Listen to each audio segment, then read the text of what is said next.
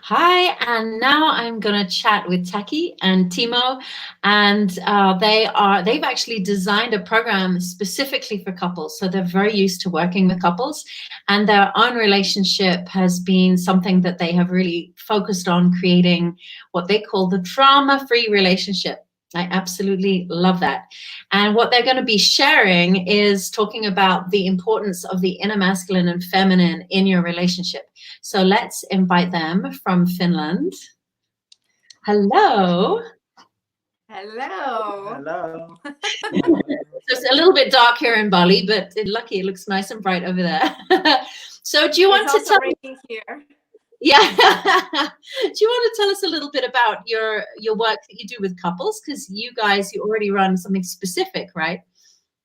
Yeah, in our time together, we've created the intimacy journey. And so it's a 4-part series, which is including the emotional intimacy. A lot of couples come to groups and they're like, yeah, we want this and that. But really, there's so many emotional rifts there that need to be connected to. So there's the emotional intimacy, and then body intimacy, which is different than sexuality. It's just about my body with your body, kind of connecting at the most basic level of I don't expect or need anything from you, and I'm totally here with you. And then sexual intimacy, well, there's a lot about that. And then soul intimacy. Oh, nice. Yeah, so it's the full range, and this is what our relationship is dedicated to. I love it. And so the topic that you've picked to share in the couples webinar is about masculinity and femininity, right? But also including not only the kind of obvious external appearance of that, but the internal aspect. Yes. Yes, completely the internal. And this has been how one of our initial attractions was to recognize the feminine and masculine in each other. And this has been a foundation block for now relating for the time we've been together. And we find it, not only does it give depth, but it gives range. And as our marriage is dedicated to soul embodiment, to landing soul fully, this is the way we can go beyond you do the man thing, I do the woman thing.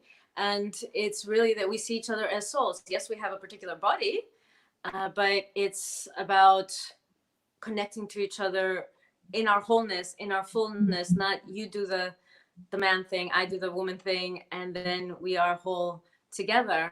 And then once we recognize each other as wholes, then it's about our soul connection beyond the feminine and the masculine, the form.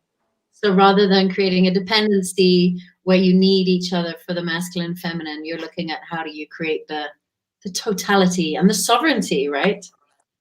Yeah.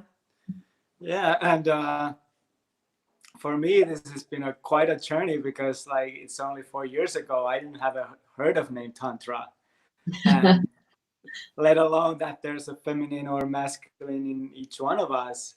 So it's been an amazing journey to see like all the possibilities there is in embracing my feminine side. And I was like looking for basic things to feel and to not be numb and to like get lost in pleasure and all those things that have then revealed to me that by getting in touch with my feminine side, I get access to those. And there's so many good things there. Yeah. So Taki'h, how does a woman then get in touch with her masculine? Yes. Well, that's one of the things that when we came together, what was really apparent was that my masculine was attracted to his feminine. Nice. So yes, and his feminine was attracted to my masculine. And so it was already like they were calling each other out. That was from the beginning. From the beginning. And so how does a woman get in touch with her masculine? Well, it's not, I mean, of course, the way we've been doing it is the way we dress, or that we have to do, act like a man and be like a man. It's not at all about the external form. It's about the clarity and that sense of holding, that space, that sense of being that pillar of light that we're, you know, constantly saying, oh, will you do that for me? Will you hold me as a woman? Will you hold my space for me? Will you hold this in our relationship? As opposed to, I can hold this and I can have the clarity and I can have the focus and I can have the direction. And together we can meet in that. It's not that I'm trying to be a man. Mm-hmm. I am a soul in a woman's body that has a masculine. Mm-hmm. Great. And is there a way that you kind of like awaken it in each other? Did you want to say something else? I was just gonna quickly talk to the men that there gonna be a fear that you embrace your feminine that's gonna make you less masculine. Mm-hmm. And this idea of that to be a man is to be less of a woman. Mm-hmm. And that's a total misunderstanding. There's just, if there's more of that, there's more of you. It's like bringing out more qualities in you doesn't make the other ones go away. On the contrary, they will support each other. And I used to be afraid to go into like really dark masculine, like embracing my taking. And it's only after being in touch with the feminine side that I'm allowing myself also to be more on the masculine side. So they totally like not at all rule each other out. That's really great sharing. Yeah, and about bringing it out in each other, the beauty of playing with the masculine and feminine within yourself and with each other is that you have a brotherhood. And you have the polarities. Yeah. You've got huge range. So like brother to brother, we can support each other. Sister to sister, we can support each other. And that doesn't make it less attractive at all, or less sexual, or less spark. Not at all. And we'll get into that in our session. And then also you have the polarity. You can stand in each one of the polarities and call each other out or forth, invoke each other. So there's a lot of range. So basically you're helping each other to become more full, and you're expressing more of your full self together through this relationship.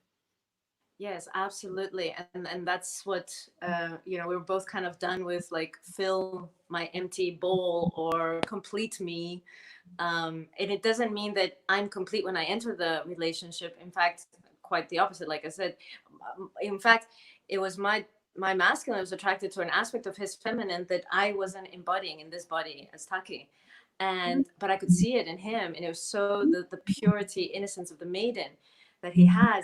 And that was so like, wow, how that has been sustained, how that has remained intact. And in a man's body, you know, 40 some years old and now 50. And it's like, can I drink from this fountain? That's what I was saying, in this body, like all of me, can I drink from this? So we started doing very consciously positive projection. And we'll talk about that also in our session, but of him looking at aspects of my masculine, which he wasn't embodying yet because they were so shamed in those in men's bodies. But as a woman, I could get away with it. Yeah. I know that one. Right, that one. And then me looking at aspects of the feminine, which have remained intact in him because he hasn't gone through all the stuff that women go through if you're in a woman's body. I always thought that with lady boys in Asia can be so outrageously sexual, whereas the Asian women are not really allowed to be. And it's like, wow, from a man's body, women can learn female sexuality, you know, because no fears and no hang-ups about it, and they just go for it. And you know, I always thought that when I went to Lady Boy Club in Bangkok, like, wow, look at this feminine. Yeah, and juicy and feeling safe and feeling, you know, all this. Exactly. And so there's a conditioning, and also there are, you know, plenty of men that are conditioned that you cannot express so many aspects of actually the healthy masculine because it's been shamed. And so he's looking at my masculine and say, you've got something that's hidden in that woman's body. Wait a second, I want some of that. And I'm looking at this man's body and saying, you've got a feminine that's like, whoa, let me drink from her. And that's actually how we started working with that very consciously as a positive projection. You hold this and I will look at it and be reminded that this is possible. And now I'm not going to copy it like a monkey, like monkey see, monkey do. My version feels different, is different. But in my sister, in you, I can see, oh, this is possible. And you're reminding me, yes, you can. Yes, you can. And it's a permission. So it's a positive projection, which is a very, a skill that's, or a resource that we very rarely tap into, which is, you know, usually we have the negative, unhealthy projections that we all want to work through, of course. But then you can use projection consciously in a healthy way and say, all right, this is how it's done. You're reminding me that it can be done. And now let me cultivate it. And so until I embody it. And then in that process, I become whole. And then we meet as two wholes. Yes. And can I just ask, I don't want you to give too much away, but is there a sexual component to this? Is there a sexual? I mean, that's our session. I mean, we're not going to have sex tomorrow in that 1 hour, but we will give tips. Yeah. Just Sexuality is such a good place to play everything out, isn't it? There's so many energies. Just to say, one thing for both sexes that is like embracing the other side, you won't have to be jealous of anything anymore because you can have it. You know, like multiple orgasms and for them going for it and taking all of it. Yeah, so when I met him, he was like, oh, I wish I could have these long orgasms, extended orgasms, multiple orgasms, full body orgasms that women have. And I'm like, of course you can. and duh. And like, let's just engage your feminine here. And then also me in a more ravishing, not like just like in the feminine kind of raw way, but like of taking mine, you know, and this kind of, and the plays around that. And sometimes, and for us, it's very spontaneous because as I said in the beginning, we already started off like this, but of switching between feminine and masculine. And then sometimes landing, you know, we haven't really landed both in masculine. Well, I have to admit that that hasn't happened, but both of us landing in feminine or just keep switching. And it's just until there isn't the polarity anymore. And that's the beauty of it. Well, that's the fun, isn't it? Going from the polarity to the beyond the polarity. The paradox of it all. Great. Yeah, well, and just the freedom to choose where you want to be. You don't have to be anywhere. You have the freedom to choose. I think this is so important that we don't feel stuck. That identity is something we can play with, but not something that we're trapped in. That it's just like a vehicle that the vast soul is playing in. Yes, and thank you, Sasha, for giving the I have space. one last little question. Will you be sharing, because, you know, I loved when I chatted with you earlier, you said, well, we have a drama-free relationship. And I thought, that's so wonderful. Will you be sharing it? Is that connected to all of this? Do you think that doing this kind of inner work is helping to clear drama? Right. So yes. So yes, and not only. So in order to have a drama-free relationship, there's personality stuff that's got to get out of the way. And so we will, in the beginning, share the foundation, because if you don't have that, then to play with the feminine and masculine starts to get either challenging or kind of theatrical, but not really like an embodied, you know, way of living. But playing with the masculine and feminine does support the drama-free, because if I know what it's like to have those energies, I'm not looking out to be completed or to be held or to be anything. My own masculine can hold my feminine, and his feminine can let go and feel and be in surrender and be in connection and vulnerability. He doesn't have to do the man thing of holding. And so that does actually reduce the drama, because I'm not projecting out that I need you to do this so that I can do this. Then it does actually reduce drama, but in a more I don't know, it's not about the details, let's say. It's more of the container. And then, but we will share about the map. We created a map called the Path of Consorts, which gives you the full range, the one I just explained about emotions, body, sexuality, and soul. But it gives what are the building blocks for that, and that's what the drama-free relating is based on. And we have never, ever in the 4 years we've been together had a fight. Wow, amazing. And it doesn't mean we don't have a spark, and we're not, you know, it doesn't mean we don't get upset, or it doesn't mean that we don't have conflict, or not conflict even, but disagreements or difference of opinions, or we don't get hurt. All of that does happen, we just don't take it to fighting. Nobody yells, nobody storms out, nobody throws anything, nobody attacks, nobody needs to defend. None of that happens. Yeah. I think also, you know, when we develop an inner masculine or inner feminine, we also develop with that compassion and empathy. Whereas if we don't develop that, then there's a separation that can cause conflict, right? And we can, if we get in touch with it inside of ourselves, then we have more understanding when, you know, in each other rather than separation. Absolutely. I know what it's like to have to hold the masculine energies. Yeah.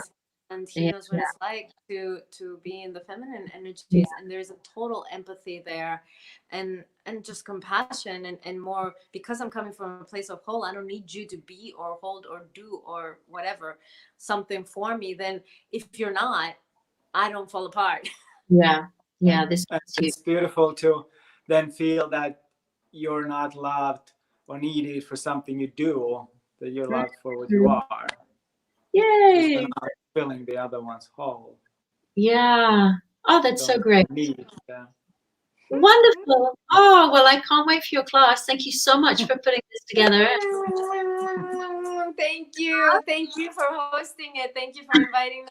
And thank you for giving the space to this inner feminine, inner masculine. I'll see you at the weekend then. Yeah, see you then. Bye.